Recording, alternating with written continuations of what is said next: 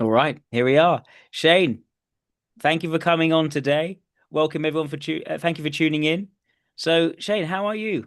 What's been new with you? Well, it's been 5 years since our original typing. And as you know, some things have changed in my life, others have not. I thought with a new dose of punctuality, routines, and commitment to certain um, promises I made for myself, I thought that might make a whole new me and result in a different typing. But now that we've had a couple of discussions privately, I see that you may have something to say about that. Thank you. Well, from what I know, you had a typing session with Rusted Typology, and I know that Rusted practices a different approach to socionics. It's called classic socionics. It is, and there's a very important difference, I would say, between classic and classical. The key differences, as far as I am aware, are that classical is the product of decades of a number of different socionists coming together, having discussions, exchanging ideas, building upon each other's ideas in order to develop this canon that is canon ideas which are oriented around Model A, and it sticks very much to what can be deduced or thought about from Model A rather than going beyond that. Sticking to that canon is what's typically known as classical socionics. It is what the Western approach to socionics is based in. There are Eastern classical socionics as well. I think, for instance, of Irina Eglet's school of system socionics as a very good example of this.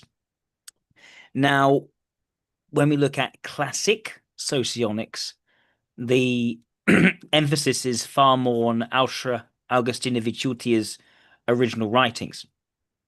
And it's based on what can be understood about socionics purely from reading the translations of her writings on the augustaproject.com, which has been very faithfully translated.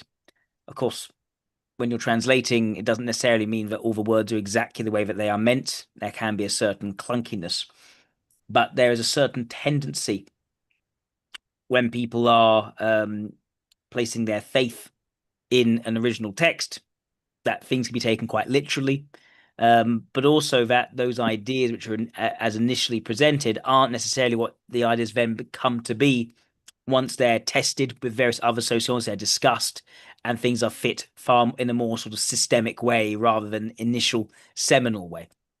And I think that's a source of some of the differences.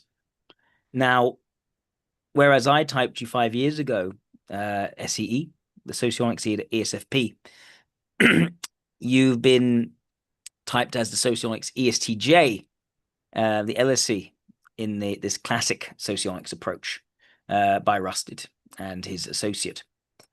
Now, if I were to go and look at Ausra's original description of the LSE, it's quite different to how I would describe an LSE. There are certain focuses of this type, such as them placing their expectation of beauty onto their partner quite strongly. A certain need for aesthetic to align in a certain way based on what they want. Ausra says at one point that the creative function is more picky than the leading function, despite the fact that if it is the creative function, then why is it? But that would be introverted sensing for an LSE. Yet she also very clearly says in some of her articles that no, it's extroverted sensation which preoccupies itself with beauty. So there are areas where it's clear she's still thinking about these ideas and how they fit together and how they make sense. She's not explicitly defining each of the information metabolism elements according to the seven information dichotomies. What she's doing is she's forming an idea of what this might be and is describing it in a more impressionistic way and bringing in other ideas that she thinks could make sense here and there in her Dual Nature of Mankind, she talks about Dual Nature of Humanity, sorry, she talks about cyclotemes and schizotemes and how there's a clear angularity in one versus the other. And she talks about other things which don't quite make sense for all the types that fit under those sorts of categories. She also starts talking about meridians or certain points in the body which relate symbolically to certain information metabolism. And so it's clear, very conceptual, very creative space. And basically we're building these initial original descriptions out of those sorts of writings. It takes time for those ideas then to be really consolidated. Okay, what can we say about this type that really makes sense beyond this initial impression, which is also likely based on people she would have typed initially, and then thought, well, this is what I see of them based on how I've typed them. That might not necessarily be the correct typing. What we know about an LSE from putting together each dichotomy very carefully, thinking about how they cohere with each other dichotomy to build a cohesive profile of a type. We know that an LSE is a type which leads with extroverted logic. So the efficiency of process and the quality of process is their key consideration. They are very much inclined to work with processes, to improve upon them based on what they can see, how they can empirically fix it, improve upon it, and that dedication to the quality of their processes first and foremost. They try to be as effective as they can be, and it's done in a way where they initially focus towards more material goals because the extroverted sensing is a demonstrative function. It's something which they grow out of over time. And there's usually a journey of growth for them where they become far more open to the development of their potential rather than achieving things materially. The reason they start off looking at things materially is because they know they can read the results of what they do in the material. That is ultimately unsatisfying for them. They are ultimately not interested in, I want to achieve this position.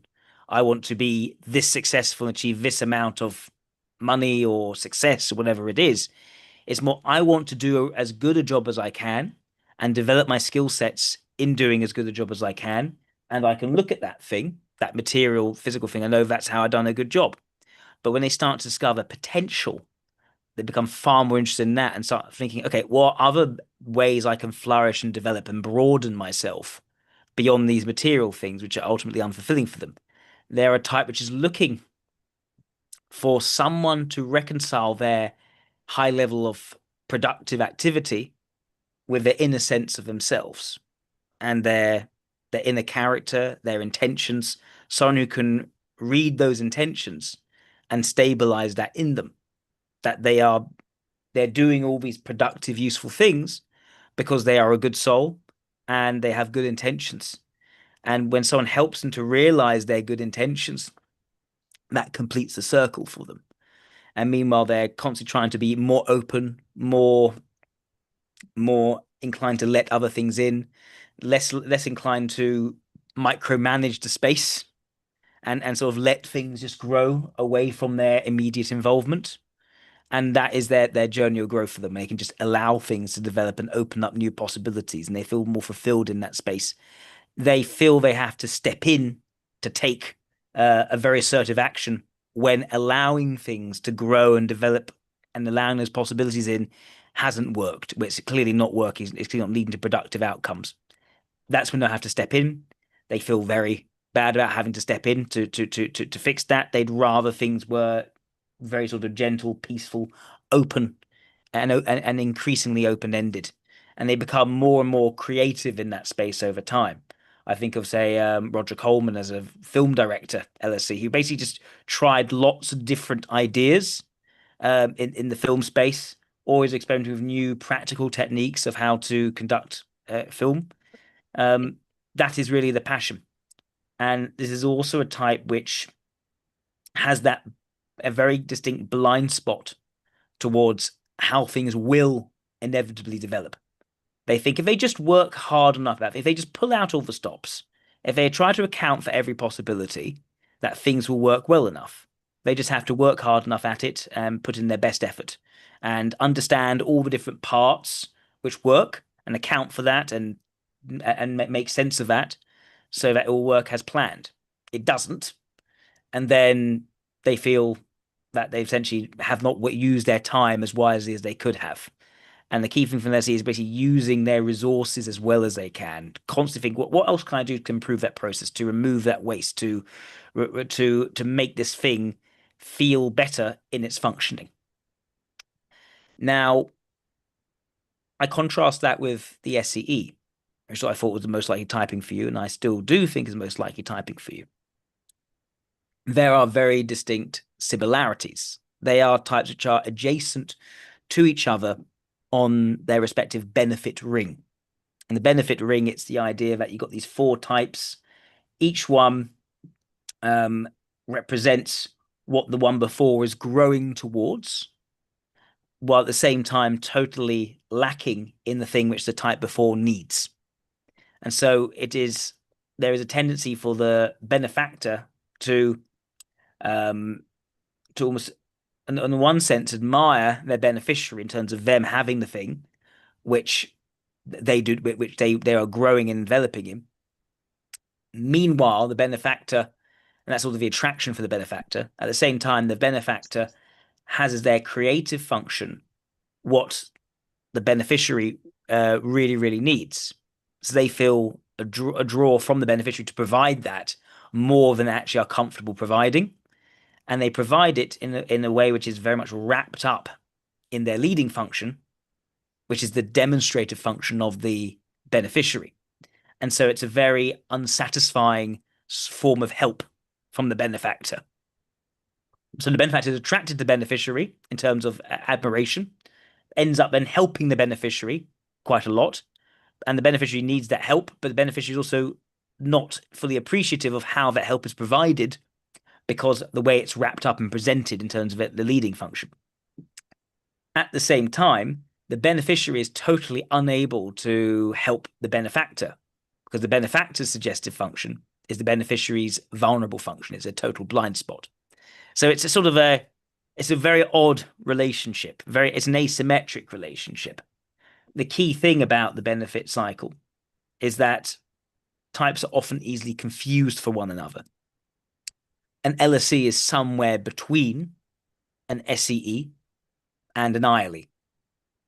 There is a tendency for the LSE to be a type which is both fact oriented rather than feeling oriented. They're not so immediately aware of their attitudes towards things, what they like, what they dislike in people, in themselves. They are very good at solving problems, and they both lean towards and appreciate being able to think outside the box, and both see ultimately being open-ended and trying out new things as more rewarding than seeing, okay, this is my goal and this is how I'm going to achieve it in the material world. At the same time, the LSE and the SEE are similar in that they both start off from the position of action taking, materialism, what I can see physically around me and how to act on it. And both of them appreciate pragmatic thinking, how things work, how can things be improved. They both dislike structural, ideological thinking. They're more inclined to think, well, things depend on the situation. You can't just put everything into boxes. Let's look at everything in a case by case basis enhance our experiences. So those are the six key things, and that means that both the SE and the LSE are both highly active, highly pragmatic individuals who value being practical, developing skill sets and competence. Um, but then the SEE is halfway between the LSE and the EIE. And what is the similarities there? Well, the EIE is a type like the SEE, which has a great deal of sort of heat and passion to who they are. They are both types which don't just see things in terms of restfulness, peace, and calm. They're both types which don't like the idea of just relaxing and being in the flow in the moment, but more have a sense of, no, I have to do things to make things happen. There is an urgency here, and we need to live our lives by that urgency. And both are types which then appreciate longer term outcomes. Over the SEE does not see the long term outcomes like the LSE. They struggle to see where that's going, whereas an EIE can see and just know where things are going. Both the SEE and the EIE, and like the LSE, are able to come across the way that they want to people, and they think and both can read their success also in how people are reacting and responding to them. And LSE doesn't quite understand that so well. They have to sort of learn that over time. Oh, there's certain things I need to say to come across in this way versus that way. But an LSE will far more confidently read things in terms of the practical applications, whereas an SEE, whilst they are learning and growing towards how things work, how things can be improved, because that's what they ultimately desire, they habitually see the effect of their competence and how people are reacting to them, and how the mood has shifted based on their actions. So I would say, from knowing you and the time that I have, I'd say that if I were to put you somewhere between these four types, I would put you somewhere in the LSE, SEE, EIE zone rather than the um, EIE, um, LSE, sorry, rather than in the LSE, ILE, SEE zone. I do not think you are an ILE-ish person in any respect. Sure, when you're at university, you did go into philosophy, but we don't really see how that has translated into your character and how you act. It's it seems to be far more for you about what you are achieving, being a highly ambitious person who also thinks very much, okay, I'm ambitious. I need to achieve these things. I'm not going to give myself a break because I need to be strong. I need to achieve more and more and more. But also, I'm very aware of how people are reacting to me and to make sure my image is suitable to what I wish to achieve. I remember there are examples where we had, well, an example actually is this video, how it was important to you that we have this video conversation so that people can see what my thoughts are and how those make sense, how I can then answer any questions you have to bring people around you, people who know you, to a sense of, yes, we understand this, we can see this, and that makes sense. And I think that's again an example where extrovert ethics is not valued, but it's paid attention to in terms of how to read the success of what we're doing and that we are on signal rather than noise. Another thing I'd say is my big diversion from classic socionics. I don't see it as a diversion. I think if you go into classical socionics, you see what the canon is, it makes sense. The idea of an LSE being fixated over their immediate physical surroundings being a certain way, I don't think it makes logical sense because there is this idea of a stubborn versus flexible function. It's also called inert versus contact. It makes sense that if something is inert, it is not receptive to other people's input. It is decided by the user. And if it's not inert, if it's not stubborn, it needs to be the opposite. It needs to be far more fluid and open to other people's inputs to decide what it is.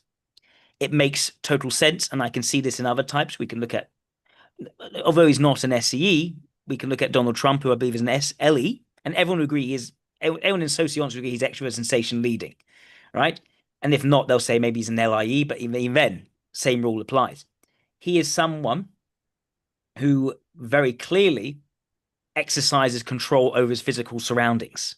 And if something doesn't look quite right, he'll be preoccupied with that. His insults towards people are focused on, well, you're looking low energy. Oh, the way that person looks, that was happening. There was blood coming out of whatever. Those sorts of things are focused on the material and an opinion on that needs to be under his control. He won't allow people to shake his hands if they think they might have dirty hands. He hates people double dipping in his presence. That control over his physical space is key to him, and that applies also to his views on things such as aesthetic and beauty as well. It is a clear focus. An LSE does not make sense as being someone who puts pressure in that area. What I know of EIIs, which are their dual, EIs often can be quite insecure in terms of their aesthetic. Am I actually coming across as am I actually beautiful? Am I actually physically healthy and put together? And they have doubts around it, and it's important to them as a fixation. Why? Because it's their mobilizing function. They are the ones who are quite rigid in this in a sort of insecure way. It makes sense, therefore, the LSE would not apply pressure in that area, but be someone who's very much fluid in terms of, okay, how can I help in this area? These are your needs, these are your insecurities. Well, here's my support to make the sensory environment cohere to your needs, to be a safe space, and to bear the brunt of the pressure to make that environment easier going and an easier flow, which is why when I read about Ausch's initial description of LSE, I think, no, this does not make sense for the type. It just does not fit based on what we know of the stubborn flexible function. And that if we were to abandon the stubborn flexible function dichotomy, then a lot of the valuable understandings of the types and how they work together just falls by the wayside. You need to have something which explains how one type sets the initiative outside of its strength and outside of its value, and the other type is flexible and yields to that or supports it. That is crucial to understanding how the leading helps the suggestive, how the creative helps the mobilizing, how the vulnerable is covered up by the demonstrative, and how the yeah, and how the let me think. Yeah, the ignoring also reduces the external pressures of the role.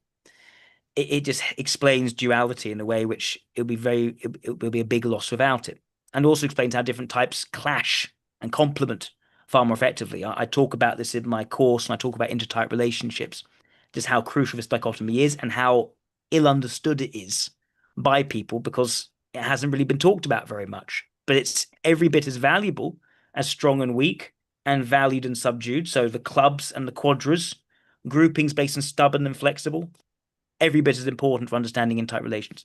So that's why the LSE can't make sense as being that way, but it does make sense for an SEE for the same reasons it would make sense for an SLE. An SEE is thinking about aesthetic. How do I bring that under my control so that I make the impression I need to make, that I am ready to not only handle the practical demands, but also what people may think of me and how that can lead to issues.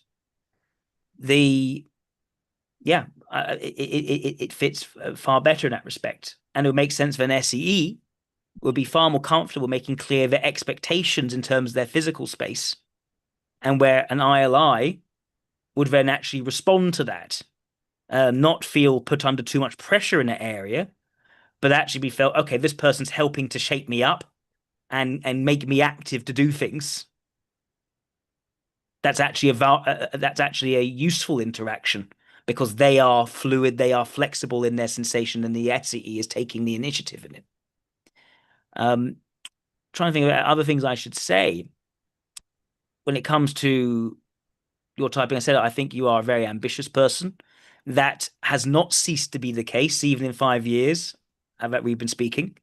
It makes sense that that sort of success of you being the top of what you are doing continues.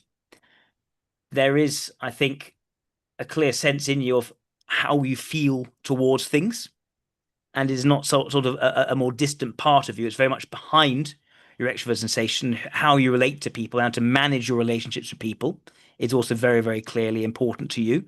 And you manage your relationships, I think, very well and to your advantage. Um, I think that extrovert logic definitely makes sense as a focus for you, but I think it has been that point of growth for you over time and developing that mastery over time rather than being always the thing you always knew about yourself as being a position of strength. Um, you Now a key area which we discussed was about your extroverted ethics and how how can you be strong at extroverted ethics if it's actually very difficult for you now to market yourself in a less than sincere and authentic way? Um, I think this is where you having put in that work to develop that competence and mastery, to then realize actually that doesn't matter so much to a lot of people. You just have to present yourself in a certain way to come across well. There's something almost insulting about it because you put in work to grow out of this, and it becomes very disenchanting to you to have done that.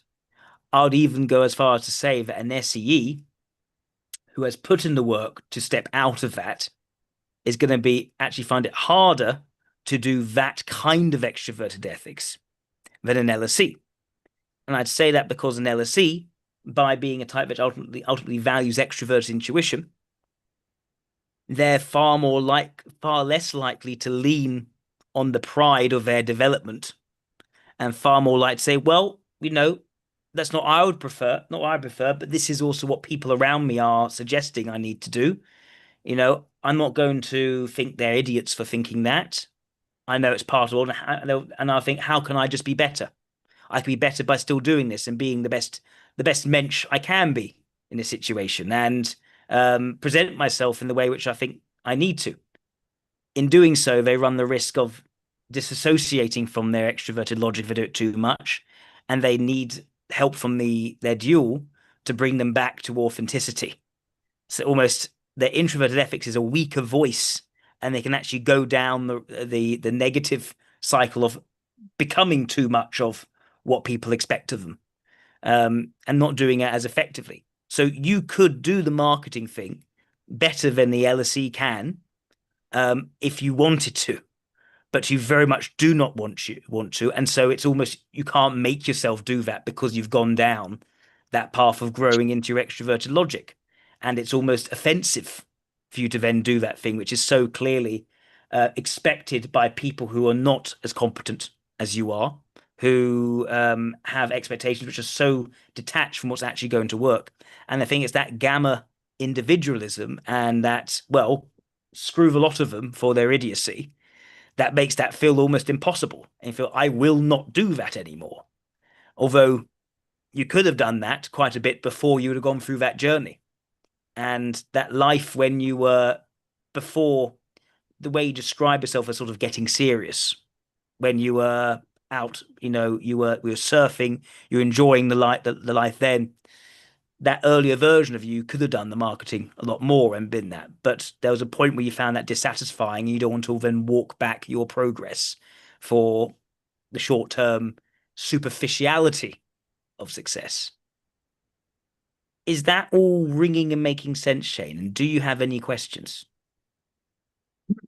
Okay, well said and well put, first of all. I would say even when I look at my career now through the lens of what you've described, I see my number one biggest asset being my overall energy and productivity, which I would ascribe to extroverted sensing. Yeah. And the um, proficiency and productivity with which I can get positive social media reviews, even though I might not particularly enjoy socializing. The fact that I can do it and I lead an entire company of over 1,000 associates in social media reviews, I don't think with that evidence I'm able to say that I'm poor at relations. Yeah. And Hmm. when we first spoke, I expressed a sort of distaste for paperwork and things of that nature, having to learn systems. And that has been indeed my biggest point of growth. Um, before doing a 5-page lease agreement was very difficult. And now I'm routinely doing final account statements, several pages long, and doing lease agreements of over 50 pages and rarely making errors. And I still have to stay at it.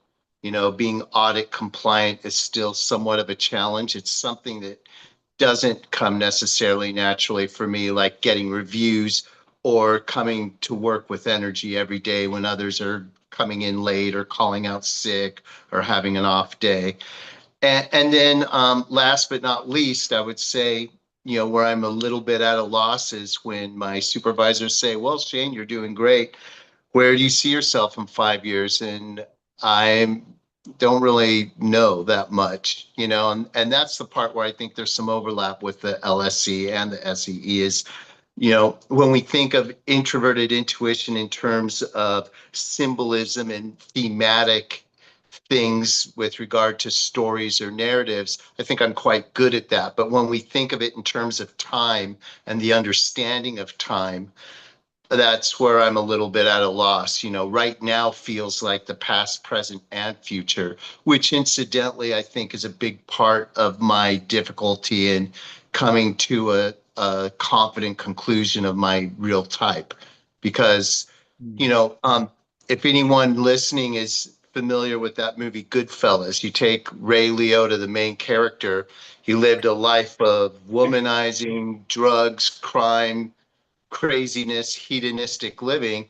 And then if you were to ask him what kind of guy he thinks he is in the final scene when he's out in a robe and slippers picking up a paper, he's going to say, "Oh, I'm quite a conservative guy. I'm a quiet chap. I spend my time at home. I just relax and read the paper."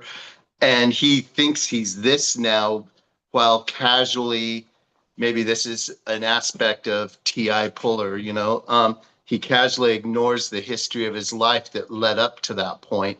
I'm afraid I've been guilty of the same error in terms of thinking, I go to church every Sunday, I work out every day and never miss a beat. I've never been late to work ever.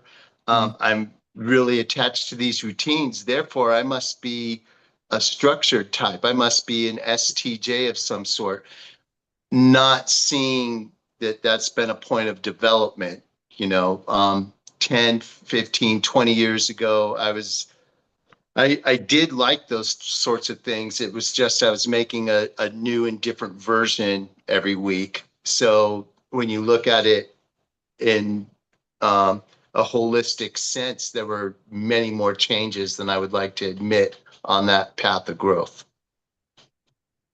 I think this is something which people people watching, I think, can certainly learn from that when we first get into typing, and I certainly did this when I first started typing, you try to understand just the person in front of you in terms of what they're presenting here and now. That makes sense when one's understanding of typology is based on these snapshots. When you read a profile, and that's what the type is like now. But if a type is going to be truly meaningful to a person and is not meant to be a case where your type can just switch, people ask you, can my type change? Well, because I'm not the same person I was when I was younger, so my type must have changed. If you frame a type like a snapshot, of course it has to change because people do change. The problem is that when type is presented as a snapshot, it lacks sophistication to truly understand people. And a robust approach to typology is one that builds in transitions such as growth and development into the very structure of the type. This is something which I had been working to develop in building my course. How does a type develop? I was always thinking about, okay, what are the arcs that the type can go through when they're in a very good and confident state and when they're in a not so confident state? What can cause a type to sort of close up and not be receptive to growth? What can cause them to take on a way of acting which is not true to who they are and which actually depresses them over time? Because people do this. And you can't say that that person who is not who they are, you can't type that on its own and take that as representative of them because that's not who they are, otherwise they wouldn't be depressed doing it. So to understand the person, an understanding of type has to be improved upon. And this is what I was trying to do in building my course. It makes sense to me that a type will grow over time from their demonstrative function to their mobilizing function. We know that people, and anyone I'd imagine, can agree with this sentiment, that you have this thing that where you're more confident, you take more risks in the area, and it's fulfilling. And when you fall flat on your face, which people inevitably do when they take these risks, they retreat into a different behavior, a safer behavior, a less fulfilling behavior. This is the demonstrative and the mobilizing. We know that, as I said, people take on things which are not necessarily true to who they are, but they feel the pressure to do that. And that's draining for them to do, but they do it. That will be the relationship between the leading and the role. I could also say that there are certain tendencies where a person will be caught up in doing something because they're not yet sure of what they need to be doing. And when they're still figuring that out, they are closed off to the growth and development which someone else can provide for them. They're closed off to their suggestive function. I call this a distraction transition. There are all these sorts of things which types go through, these shifts and dynamics, which I detail in my course, which are not accessible through regular consumption of socionics material because it hasn't really been thought about. The beauty of Model A is that it gives you a structure that you can then think about and play with and apply to real world situations and use to explain it. And the more I've done that, the more fruit I've been able to dig up.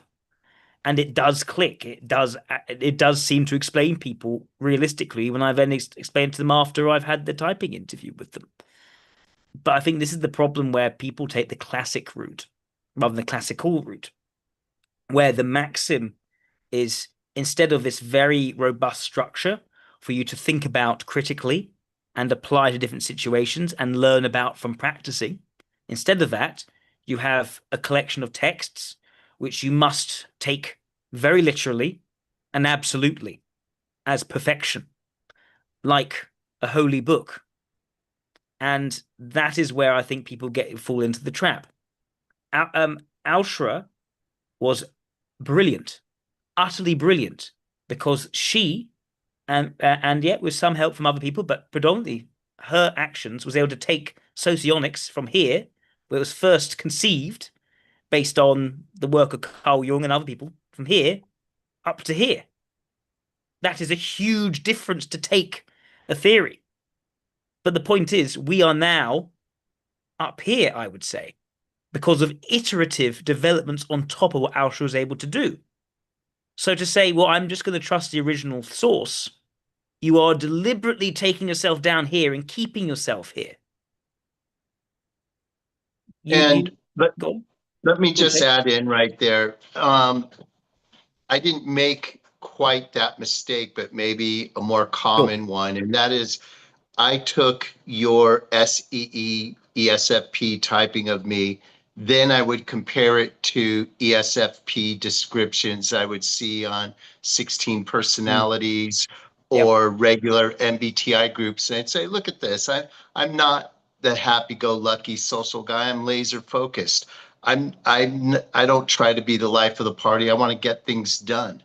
I don't Yep. have a problem being on time to things. I'm the guy who's never late, who's ready to work. I'm the guy who never stops. I'm the Energizer Bunny, not the guy who wants to make games out of work. Therefore, I must not be that type.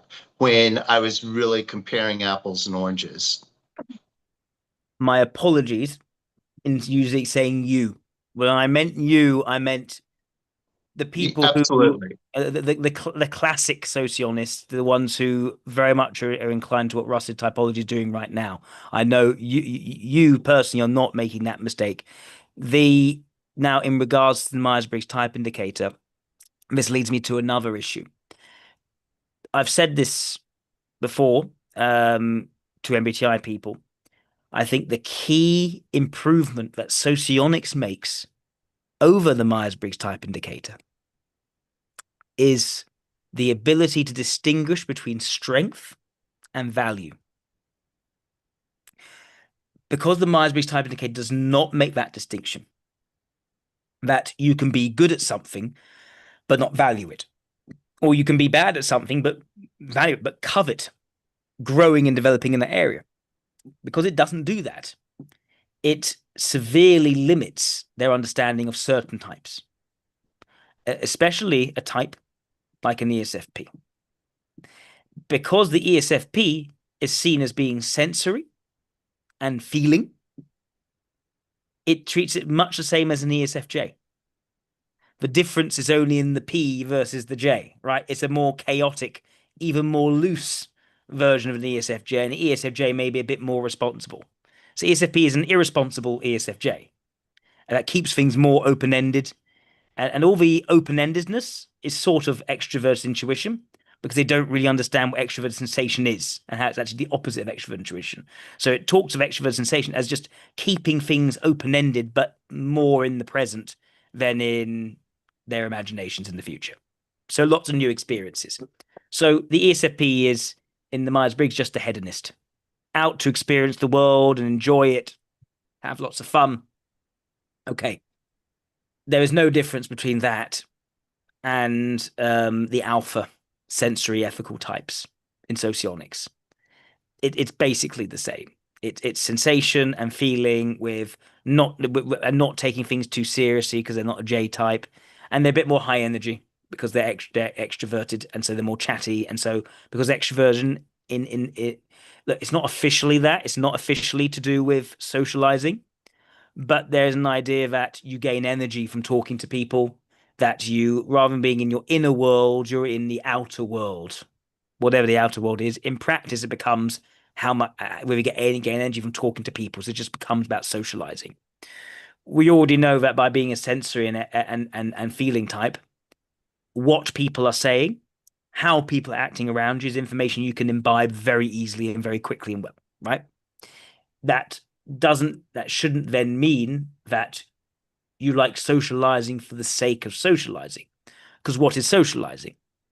If socializing is going to group events where people are sort of having a dance and drinking and talking about, well, how they did their nails yesterday, the ESFP in sociology is going to find that incredibly frustrating because of their values.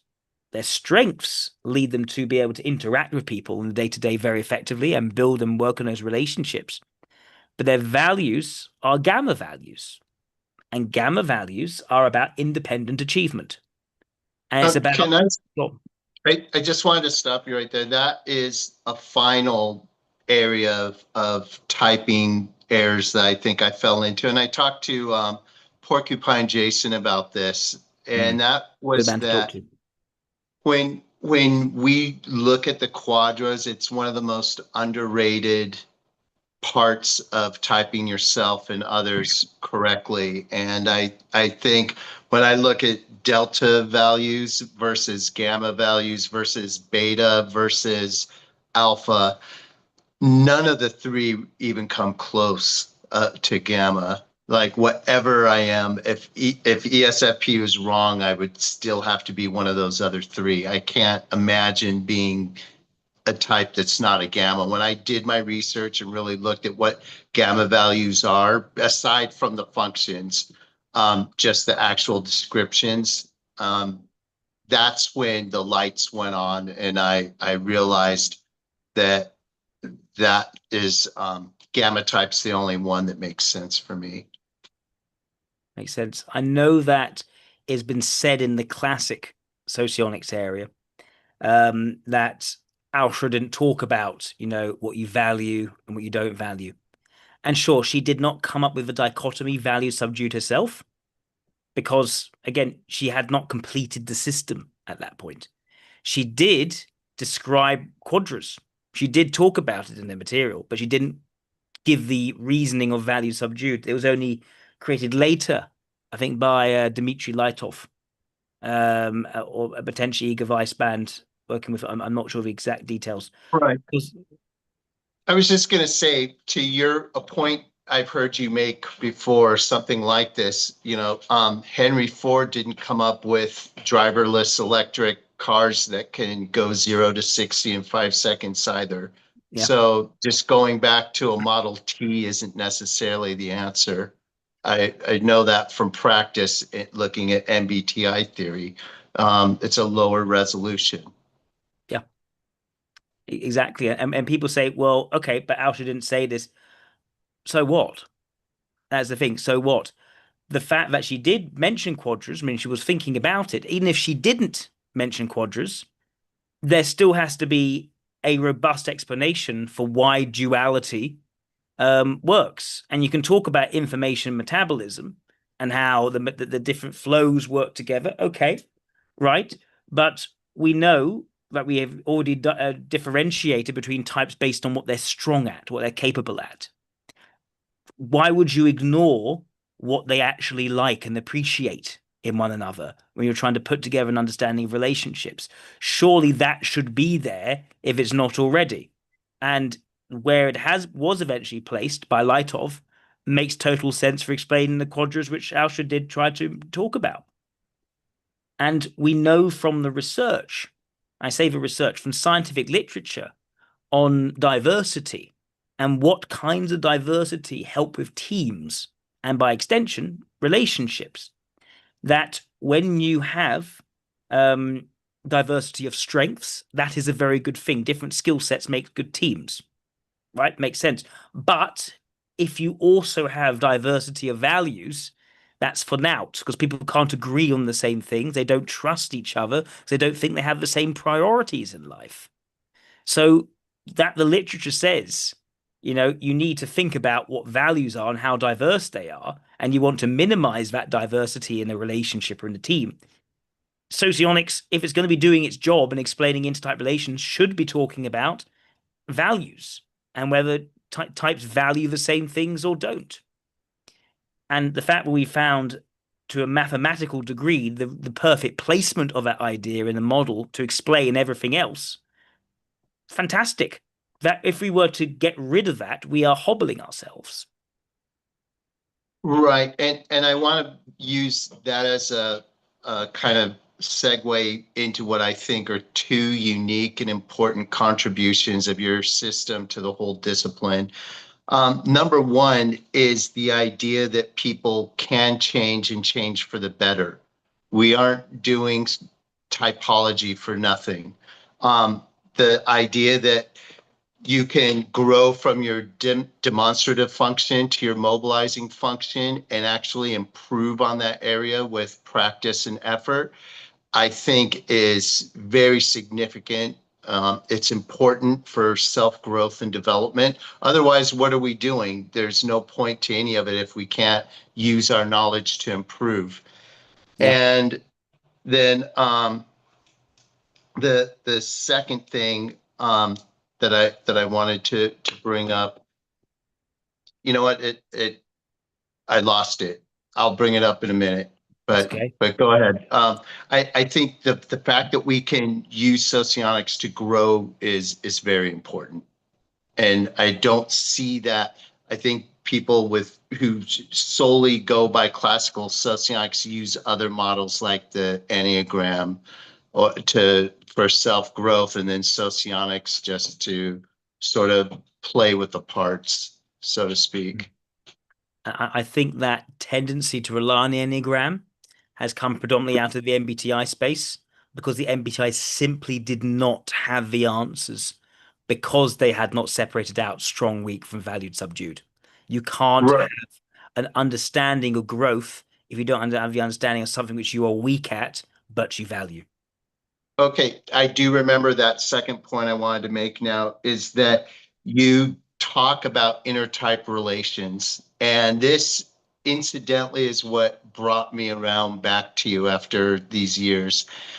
I had an LSI boss 5 years ago, which resulted in me switching companies because I couldn't stand them. Mhm. Um, Now, TI leading, that would be my polar function. And, I thought I'm punctual, I'm organized. That's not the same as TI leading, Yeah. unbeknownst to me at the time. I just couldn't understand why him and I just couldn't get along. And then 5 years later, even with all my self improvement and development, the universe pairs me up with another LSI supervisor who thinks I'm emotionally over demonstrative and dramatic and um, reckless. And I'm thinking I'm as calm and, personable and organized as one could be. How could he see these things in me? And your system can explain such a relationship in terms of supervision. And that's something nobody else has. Mm, No other mm, typology system has that, yep. including classical socionics. They wiped that out completely, at least the practitioners that we are familiar with right here, right now. And that to me is equally big as the growth point, with our mobilizing function and maybe our role function as well. Yes, the issue with classic socionics is, and this is another departure we made, was that we realized that consciousness can't just be limited to four of the functions. It can't be the case that your demonstrative is unconscious, that you're ignoring it. All these things are unconscious, and that your vulnerable is more conscious than your demonstrative. It just does not make sense. You speak to someone about what they do, it becomes very clear the demonstrator is very much what they something they are thinking about. They're just not bringing that to pressure other people with. They don't create expectations with it. So we had to think, okay, what could this mental vital dichotomy actually be if it's not conscious or unconscious? Then we realized it's more to do with public private. It's more to do with your contributions to society and your then the expectation society or just the reality the world makes of you, and sometimes one's failure to then conform to that. And meanwhile, the super id and the id block become more about your personal aspirations, where you grow, what your needs are, but also the parts of you which you don't draw attention to. So it's not consciousness. It's not a hard thing of you are unconscious. It's what you don't bring so much focus and attention to that area. That was useful. That also meant that now we can talk about the vulnerable function in a way which is more realistic, rather than being a point which you feel great pain in, which doesn't make sense if you don't value it. It is instead a blind spot. It is an area which your mind refuses to um, grasp and comprehend and utilize. And so you don't really factor in that information. I still would call it unconscious. It's just not something which you put your focus on at all, and it's not an area of strength or understanding. And So yeah, let me interject real quick here. sure.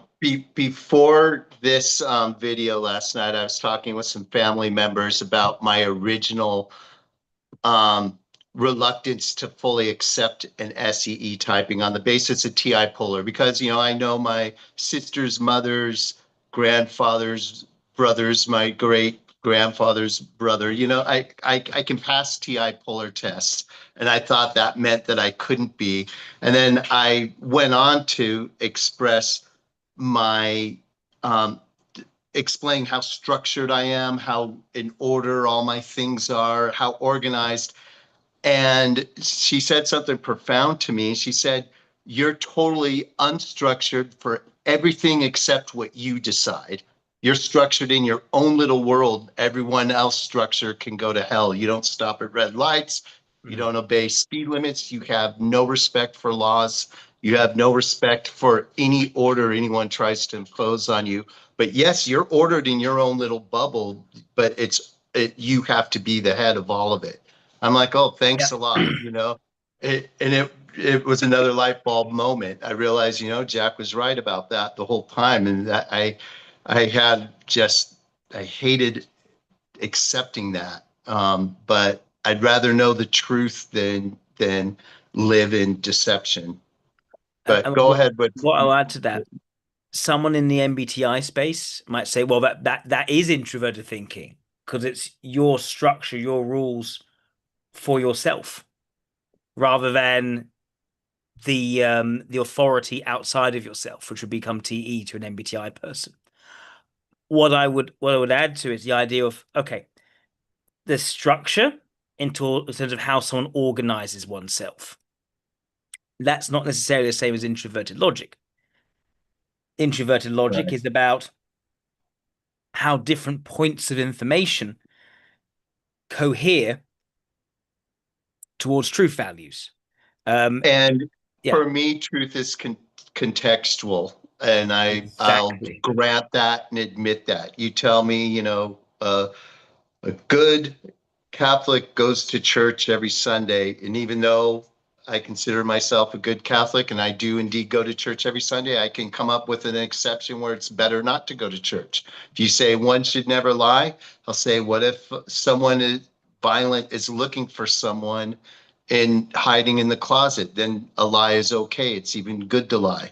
I Anything you give me, I can come up with a counter example to show that there's something outside the box that's not all neatly packaged. And that reluctance to subsume to a logical structure imposed on me is a rejection of laws and rules. Yes.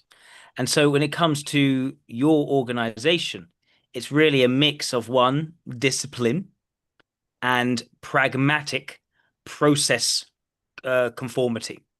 Your conformity, Absolutely. the processes you have decided upon to help you pragmatically to achieve your goals. That is your organization. It is not introverted logic. If anything, it's a mixture of extroverted sensing and extroverted logic. Um, it won't take well philosophically. That doesn't make sense. Therefore, I won't strive to achieve that goal in the way which works pragmatically the best because it is not coherent to what I might believe in terms of my philosophy. That part is not there for you. That I have to grant that, even if so reluctantly, because even when I do come to a conclusion, I can change those conclusions at my whims at a later time. Then I'm just as devoted to that new conclusion as I was to the old one. And Mm. um, that doesn't paint a pretty picture in some ways, but um, again, I'm looking for truth, not fantasy. And if I'm being honest with you and myself and the audience, that's been true. It's also interesting at what you did there. You immediately thought, okay, that doesn't paint a good picture. How might people perceive that? It's always there in your back of your mind, the extroverted ethics. But ultimately, you want to be factually accurate. You want to be sincere and true about yourself. At the end of the day, it's not a bad thing or a good thing. None of these things are. It's simply how the type is. And we have our virtues, and by pursuing certain virtues, we focus less on others. Absolutely. Well, I don't have any more questions at this time. I think you've done a great job of covering your typing and retyping of me and using that as a case study to contrast and maybe compare in some other areas the current version of classical socionics versus your system in particular. I would like to know if there's anything else you would like to add or say at this point. Just a couple of observations which I put a pin in my head. Um, we were talking about your reading of how you are and how you develop over time. And I think this is very much an ESFP's difficulty because it plays on both introverted logic and introverted intuition. Finding finding the rules to the patterns and trends of development over time. That is like the double whammy of difficulty for the ESFP.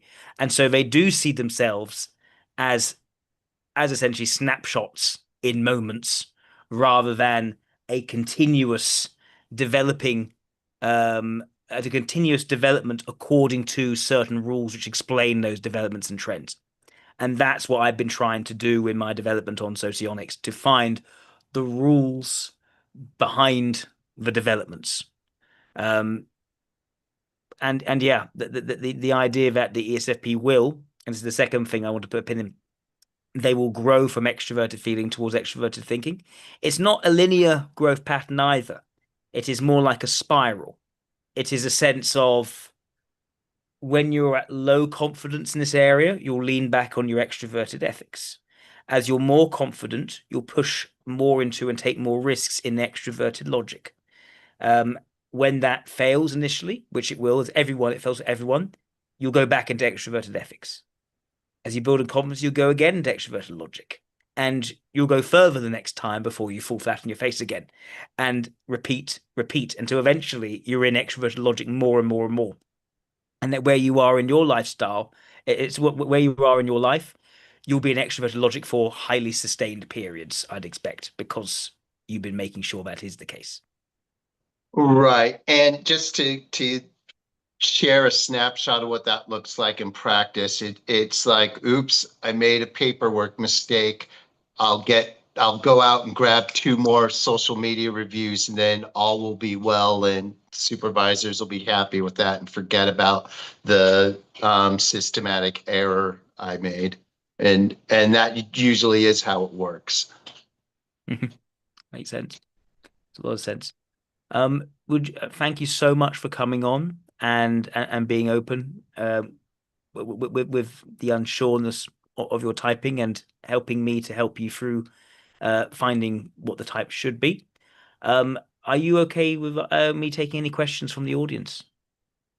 Absolutely. All right, let's see. Um,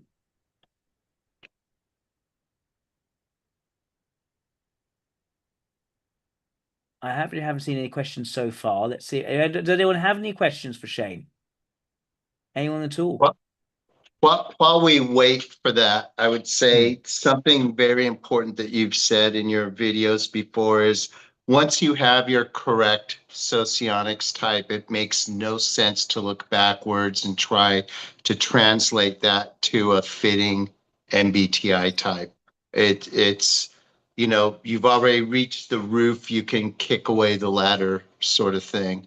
And that's something that's easier for me to do in theory than in practice because there's still a part of me that wants to figure that part out. But if this is indeed the best system, and I honestly think it is, with the highest resolution, with advantages for both personal growth and intertype relations, looking at an MBTI or 16 personalities type is going to be about as helpful as discovering my true horoscope.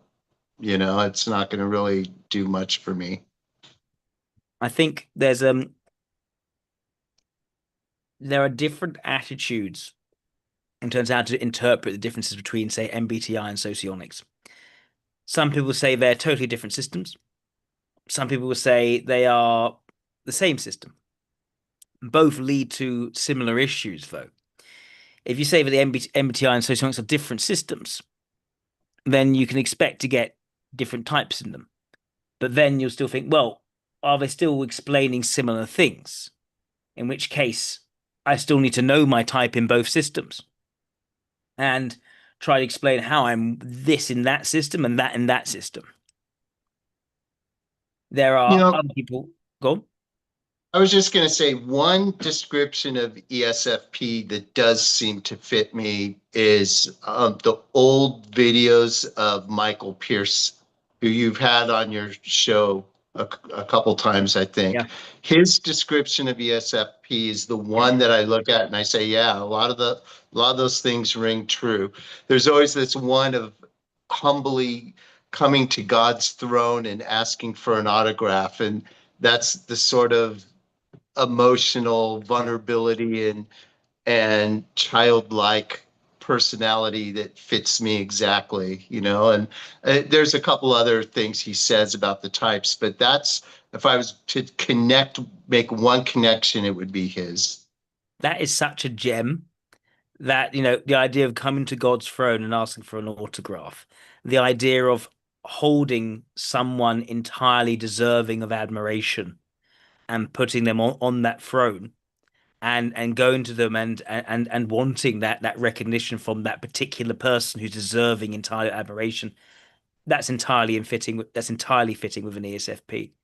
And Michael has often has very profound insights into the types. Even though he came initially from a Myers-Briggs perspective, he has looked at socionics. He has integrated much of socionics' thinking. He has, in his development of the quadras, I think actually helped me quite a bit in terms of how I then was able to differentiate them in terms of individualism, collectivism, that sort of idea, and the idea that the gamma was really the most individualistic one, more so than delta. That was a product of me talking to Michael.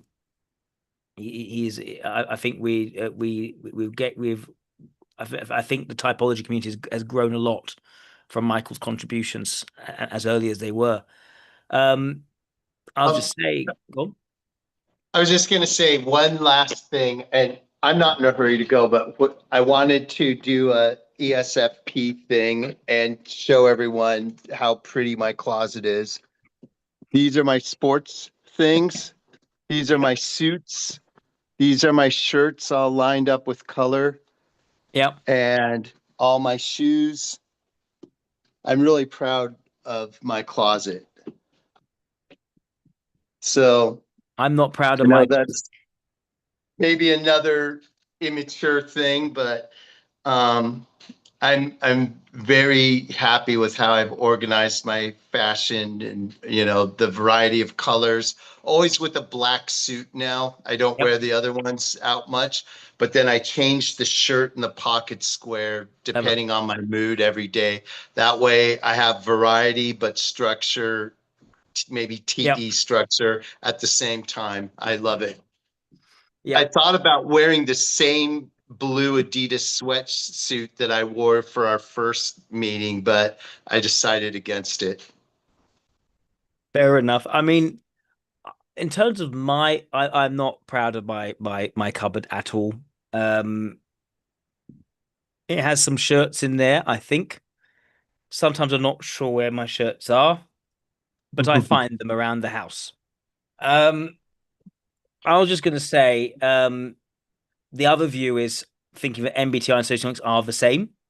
And so you have to have the same type in both, which is clearly that's not going to work because they do operate on different rules. Um, I say I think both approaches have their problems. Instead, I'd say that yeah, MBTI and socionics are both on a continuum of a developing theory to understand Jungian type. And socionics is further along in that process than MBTI. Rather than hold them as sort of just parallel, equally good but different systems, or say that there's two versions of, as I was saying, the same system, so have to really cohere. They are just the same system. No, they are part two different lenses to try and understand the same system, where one is far better at doing it than the other in terms of resolution. And it's only by doing that can you then say, I found my socionics type. I can now kick away the MBTI typing because it's always just a more blurry and less precise attempt to understand what is essentially the same thing. Absolutely. I've got some questions for you. Oh, So, wow. what have we got? Okay. A question. This is from Incerto Sage. A question I've always wondered: how does spirituality? How do I pin this message? There we go. How does How does spirituality or religion affect type? I think I am an ILI, but I can't relate to the extroverted feeling, um, vulnerable to function description as I become older and more religious. So when it comes to a vulnerable function, it's not an area of it's not an area one easily takes on, where they're doing right or wrong in it. They might not be aware of where they can be mucking up there.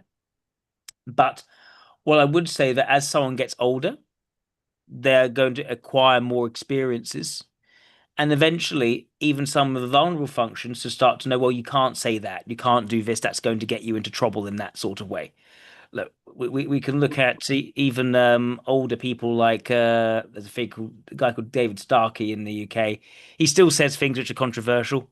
Even at approaching 80, I mean, he's now in his 80s. He has learnt not to say certain things which have gotten into trouble. Um, but there's also okay, the getting more religious part. Okay, I have something to say go on, about go that. on. I think it depends on your entry point into religion. Someone with an extroverted ethics, um, IME at the forefront, is going to find religion through social means and the gathering and collective communion with other people. Someone from a theoretical side, like a biologist who decides that the complexities of the human eye are too much to have happened by accident, they're going to find religion from a completely different point of entry and a different type of religious feeling. And then someone who experiments with psychedelics, like Joe Rogan has talked about on his show, and they come to religion from a completely maybe intuitive way that is different from either of those other two. And then other people will come at from a pragmatic sense. And you know in a nutshell, I would say in my case, because I've had dips in each of those other types, I would say that I've seen how it works, and I find it much more fitting to a working system with religion being a focal point than without it. Without it, to me, it doesn't, life doesn't make as much sense. So how religion can affect your type, I think your type affects how your pathway to or barriers against religion. I think that makes a lot of sense. I'd agree that different types will approach religions in different ways and find different kinds of entry points that appeal to them. I would also say that then how the religion affects someone, well, it depends on the particular religion, of course. But assuming, say, Christianity, a very common focus is on humility and openness to grow and transcending one's own pride to a will to become the best person one can be. Um, and I think that's shared by multiple other religions. In such a circumstance, it would make sense that an ILI would shift from the not caring how people are going to react to what they're saying to thinking, well, how can I avoid these situations? Even an ILI without spirituality can also reach a similar conclusion. I want to avoid these situations. Um, I struggle to think of an ILI becoming someone who then knows exactly how to say the right thing to elicit the right emotional response. But I do see ILIs varying in terms of either just being, unintentionally obnoxious or just being quiet a lot more and thinking about what they say, what they're going to say before they say it. Think, okay, wait, what is my audience here? Um, are the people around me intelligent people who I get, or are there people who the sorts of people I think tend to react very negatively when I speak my mind too freely? Okay, I'm going to maybe not speak here and just listen to the conversation, observe. And when I think that the person I'm with is someone who I actually do trust, then I'll say what I think. And that seems to work very well for wiser ILIs. Um, Again, that's not necessarily developing extroverted ethics, but it's building ways around their lack of extroverted ethics, which are more useful to their survival. Um, I hope that helps in Shirter Sage. If you have any other questions around it, please feel free to message more. And yeah, just maybe in terms of exactly how you don't relate to extroverted ethics vulnerable function, that could be useful. Because as I said, I think people can vary in how that manifests depending on the lessons they've learned in life. There is variation in that. Um, Another question. This is from Oni Rex Satori Morningstar. Do you think if socionics was used? Let me actually pin this. Um, there we go. Um, do you think if socionics was used in therapy, therapy would become more effective, especially with intertype dynamics? I think so. Yes, Yes, I I think wouldn't be here if I didn't believe that. yeah, I think so. Yes, is the answer. I think if you, the more you understand yourself, the more you are aware of your pitfalls, and also just the sense of knowing that the struggles you are likely going through are also shared by many other people of similar temperaments, and that it's okay to go through those struggles, and that's part of the unfolding of your type. I think all those things are very, very valuable to not only self-development, but also overcoming difficulties, overcoming um, traumas that one has experienced. So yeah, I think socialites can be immensely valuable to a therapeutic practice. It needs to be approached in the right way. You know, you have the knowledge, fine, but then do you then have the wisdom to accompany that knowledge? How socionics is used is every bit as important as what is known from the socionics. It can be abused. It can be, in the same way, it can be very freeing to know your type. It can also be incredibly limiting to be told this is your type and this is how you must then conform. And especially if it's not even the actually the correct type, you feel then you have to conform to the wrong thing, even if it is the correct typing, but you're given the stereotype of that type. That can be very limiting as well. There's another criticism which I think Russell typology had of the world socionics approach that there are lots of stereotypes. It's not coming from us, it's coming from people who misunderstand the types and then create their stereotypes. And I would say that no matter what system it is, no matter how robust and advanced it is, people will not take in the full complexity of what you're saying and will build stereotypes out of that and will talk about the stereotypes. They call that Chinese whispers. It's the same thing for typology theories. We very much deliberately try to work outside of stereotypes. I hope that people who watch my videos know that I am not a stereotype oriented person. I often talk about how people can develop over time. The whole basis of the idea of intratype dynamics is that we should not be thinking in terms of stereotypes. We should be conceiving of types as dynamic phenomena which play out over a person's life. Absolutely. All right. I think those are all the questions.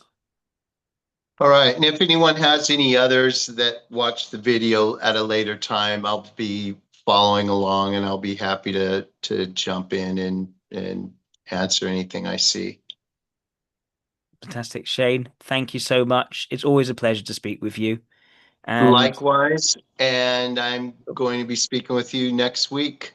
yes, I look forward to it. We have a coaching session, so I'm looking forward to that. I am trusting Jack with my time and money to help guide my career to be the best version of myself that I can be.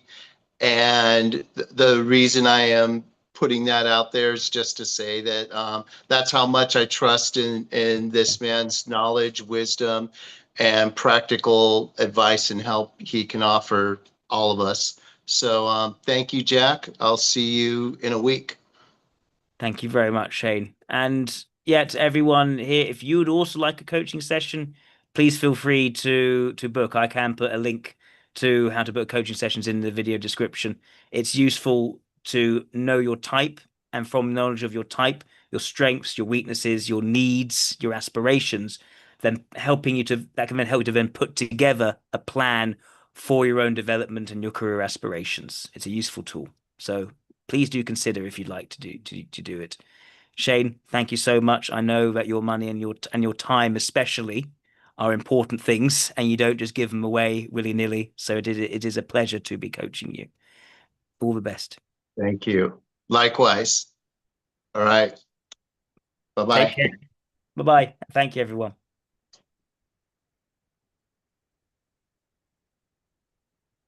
All right. I think that was a success. My thanks, Shane. Yay. That was wonderful.